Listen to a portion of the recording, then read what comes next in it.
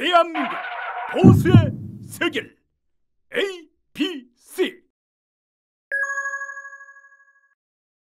그럼 저희들이 이제 통합을 하려면 좀 아까 변해야 된다. 책임감 가지고 그러면 아까 뭐 무책임하고 능력도 없고 책임도 지지도 않고 참 똑같은 말이지만은 뭐 이렇게 돼 있다가 그럼 저희들이 이제 변해야 되는데 그럼 보수의 변화는 좀 어떤 길로 가야 된다고 생각하시나요? 변화를 위해서 가장 중요한 것들은 예, 우선 아까도 말씀드렸지만 모든 걸 내 책임이라고 인식하는 것이 중요하고 그 다음에 말씀 잘 하셨어요. 무슨 책임뿐 아니라 우리가 스스로 그러니까 우리가 일반적으로 보수라는 이미지를 갖고 있는 사람들의 행태를 보면 뭐냐면 이런 이미지를 주고 있어요. 보수 이러면 되게 젊은 사람들한테 물으면 이럴 거예요. 특히 지방에서 웅크리고 앉아가지고 행세 깨나 하는 지방 토라든지 뭐 중앙 정치에서 앞으로 어떤 어려운 문제가 있을 때 앞으로 나서지 않고 뒤에 앉아가지고 실력자 행세를 하는 사람들. 뭐 이런 사람들이 보수 정치인 이런 이미지가 박혀 있거든요. 그래서 이제 그게 아니라 정말 스스로가 희생할 줄 아는 그 다음에 봉사할 줄 아는 이런 보수가 돼야죠. 그러니까 남에게서 뭘 받는데 자꾸 익숙해져 가지고 거기에 매달릴 게 아니라 주는 사람. 그렇잖아요. 뭐든지 마음도 주고 내가 할 수 있는 노력도 주고 또 내가 만약에 남보다 상대적으로 좀 더 여유가 있다면 남을 위해서 그런 기부도 하고 이렇게 하는 옛날에 노무현 전 대통령이 그때 2004년 5월 24일 날 탄핵이 기각됐어요. 네. 그리고 그 13일 후인 5월 27일에 연세대학교에서 특강을 했거든요. 근데 그때 그분이 하신 말씀이 이거예요. 보수, 뭐 따뜻한 보수, 뭐 인간의 얼굴을 한 보수, 무슨 보수도 보수는 변하지 말자는 거다. 이익을 오로지 하자는 거다. 그 가진 사람끼리 적당히 나눠 갖자는 그런 거다. 뭐 진보는 더불어 살자는 거다. 이렇게 했거든요. 그런데 사실은 그런 뜻이 아니죠. 그렇죠. 그런데 그런 뜻이 아닌데 그렇게 명쾌하게 특히 대통령이 그렇게 함으로써 보수의 이미지가 그때 저 이제 거기에 대해서 반박하는 뭐 칼럼도 쓰고 했습니다만은 그런 이미지를 왜 주느냐 이 말이에요. 우리가 그것도 우리가 잘못이다. 이렇게 좀 인정을 하면 안 되겠습니까? 그런데 인정을 하고 해야 되고 또 하나는 앞으로 이제 우리 신 교수님 같은 분들이 또 우리 최 대표 같은 분들이 젊은 분들이 죄송합니다. 그런데 저보다는 상대적으로 그러니까 이 젊은 분들이 이 보수라는 뭐가 보수여야 되는지 개념 정의부터 새로 하고 우리의 이 사실 보수 진보라는 개념이 낡아빠진 개념이에요. 이게 아주 그야말로 구시된 18세기적인 19세기적인 이런 용어를 지금 갖고 와서 자꾸 우리가 그걸 덮었으니까 이런 식이 되는데 앞으로 저는 뭐 요즘 이제 자유우파라고 이야기합니다만 이렇게 좀 용어 정리부터 새로 하고 그다음에 그 의미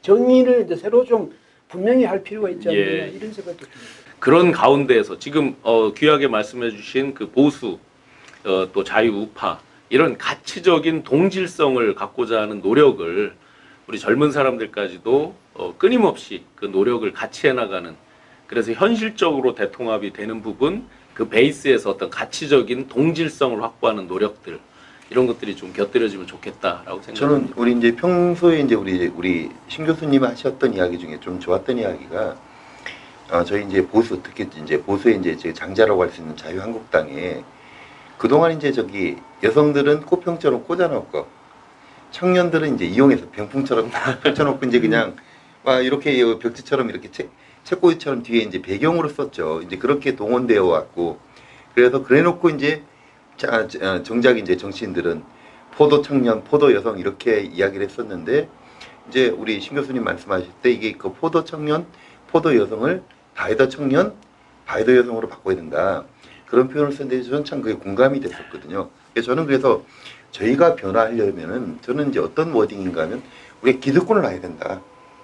지금 우리가 이제 이 기득권을 낳지 못했기 때문에 저는 참 외람된데 저는 사실 솔직히 아까 탄핵 문제 이야기 일단 덮어주긴 하는데 저는 제 입장에서는 이게 뭐 저희 진보에서 뭐라고 욕할지 모르겠지만은 또 우리 보수에서도 욕할 수 있습니다. 저는 이번에 박근혜 대통령이 너무 아까워요. 안타까워요. 정말 이게 정말 30년 받을 죄냐? 전 아니라고 생각해요. 그건 아닌데 근데 중요한 것은 이분이 정말 희생양이 됐다는 표현보다 본의 아니지만은 이분이 이런 질고를 이제 겪음으로 인해서 우리 대한민국 정치가 좀 깨끗하게 됐다. 절대 권력이 없다. 나쁜 짓 하면 누구라도 국민 위에 권력 없다는 것들이 이제 돼 있고, 그럼에도 불구하고 지금 우리 보수가 지금 기득권을 놓지 않으니까 이게 이제 이 기득권을 놓는 데를 딱 누가 딱 움켜진 손을 있지 않습니까? 펼칠 수 있는 그런 이제 올바른 말을 이제 좀 이제 저희 더 이제 교수님 같은 분들이 좀 해주시면 좋겠다. 교수님, 저기 가장 변해야 되는 게 아까 뭐 필부도 이제 변해야 된다고 다 책임이 있다 그러셨지만은, 그러면 이건 스트럭처의 문제, 구조의 문제일까요? 아니면 인물의 문제일까요? 정치는 결국 사람이 하는 거거든요. 네. 그래서 우리가 제도를 그동안 우리 제도가 잘못됐다 이렇게 말할 수는 없었어요. 왜냐하면 1948년에 헌법을 제정했을 때부터 우리는 가장 민주화된 헌법을 만들었거든. 왜냐하면 선진국의 특히 미국 이런 또 영국 이런 예를 갖고 와서 만들었으니까. 그 다음에 전 국민의 보통 선거를 실시한도 우리 굉장히 빨리 한 거예요. 네. 그래서 그때 서구에서는 뭐 그 여성 뭐 선거권도 안 주고 할 때, 네. 이럴 때 우리가 했다는 사실이 굉장한 거예요. 근데 그러니까 제도도 물론 보완을 해나가야 되지만 제도를 운영하는 사람의 문제다 이 말이에요. 사람이 우리는 이 사람의 의식보다 뭐가 먼저 갔냐면 제도가 먼저 갔거든. 그러니까 우리가 이제 미군정 때 저 수도권, 그러니까 옛날 기호지방 이 일대를 통해서 아마 저 여론조사를 했던 모양인데, 네. 어떤 저 체제 하에서 살고 싶으냐, 사회주의, 공산주의, 자본주의 뭐 이렇게 이제 물었더니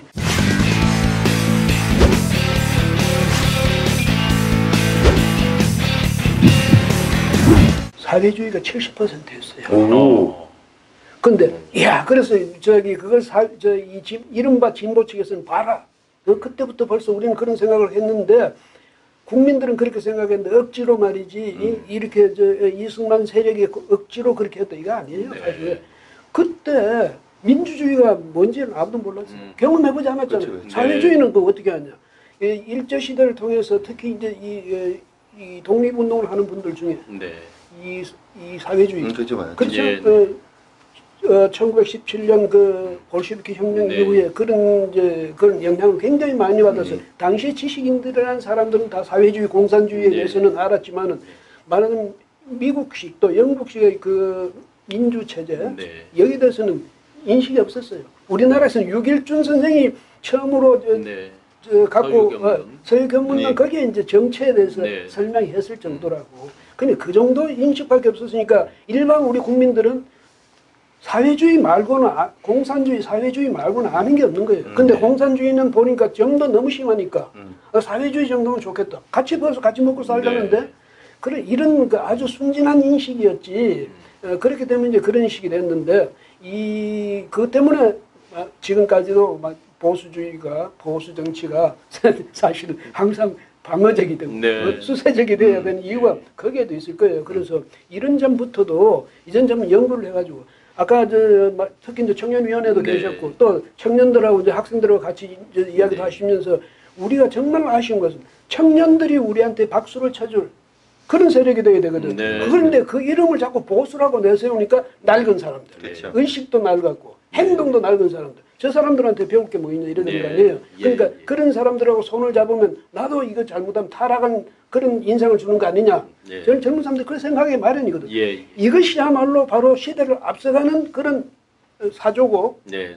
그런 사상이고 그런 이념이고 네. 이렇다고 만약에 청년들이 믿게 되면 당연히 그 우리 쪽의 지지를 표하겠지요. 네, 네. 그런 점에서 이제 앞으로 정말 뒤에 앉아서 자꾸 엉뚱소리 하지 말고 네. 그 국회의원 개개인도 또 네. 신 교수님 같이 또 그 정치를 앞으로도 정치를 하시겠다는 분들도 네. 제발 우선 그것부터 좀 해야 돼. 예. 뭐냐 우리가 당당하게 국민 특히 젊은이들에게 어필할 수 있는 네. 우리의 이념 정향이 무엇인지 네.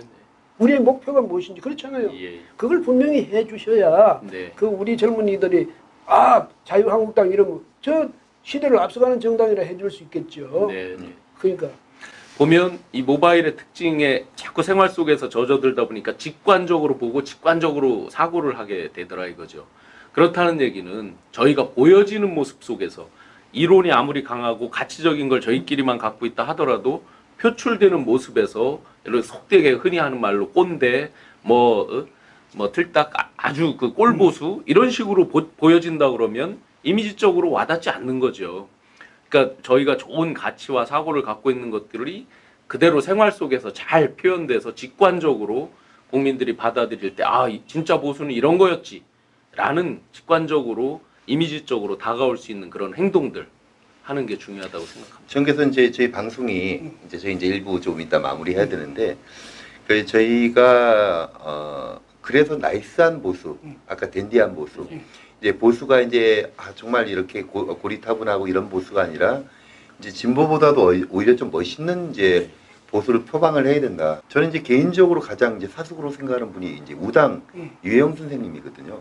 모든 것을 던지고 이제 독립운동을 위해서 했잖아요. 요즘 제가 이제 문재인 정권을 봤을 때 정말 나라를 이제 말아먹는 것 같은 그런 이제 느낌이 정말 들거든요. 네. 그래서 이럴 때 우리가 정말 이제 극우 보수가 되는 게 아니라 합리적이고 설득력 있고 그다음에 멋있어 보이고 이런 이제 보수를 저희들이 이제 만들려고 하는데 참 그런 것 같습니다. 그래서 저희들 현재까지 좀 그런 보수를 저희들이 표방을 할 거고요. 네. 저희들이 계속 앞으로 이제 오늘 1부에서 또 요거 하고 저희들 2부에서는 좀 더 다른 이야기로 이제 저희들이 이제 할 건데 좀 저희들 뭐 우리 시청자 여러분 좀 재밌나요? 우리 또 다들 우리 교수님께서 말씀을 너무 잘해 주셔가지고 네.